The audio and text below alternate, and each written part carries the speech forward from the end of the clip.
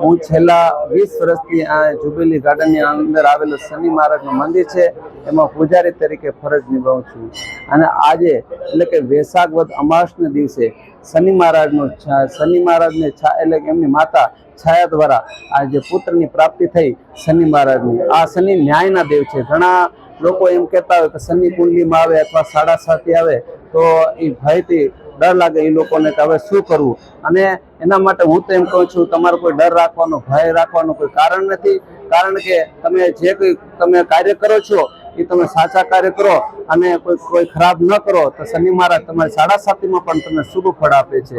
અને આ વર્ષે શનિ મીન રાશિમાં હોવાથી શનિ મહારાજ મીન રાશિમાં બીજો તબક્કો અને મેષ રાશિમાં પ્રથમ તબક્કો છે 7.5નો, પછી કુંભ રાશિના ત્રીજો તબક્કો છે અને ધન અને સિંહ રાશિમાં શનિ મહારાજને 2.5 વર્ષની પનોતી છે.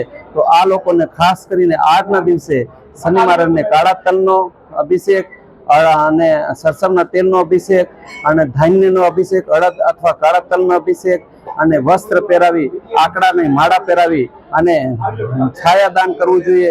પોતાના મુખ સરસવના તેલ અથવા કાળા તલમાં પ્રતિબિંબ લોખંડના પાત્રમાં ભરી અને પછી એમનું દાન કરવું જોઈએ અને પાદુકાનું દાન કરવું જોઈએ. એનાથી શનિ મહારાજ એમને પૂર્વમાં કરેલા પાપ કર્મોમાંથી એમને રાહત આપે છે અને શુભ ફળ આપે છે.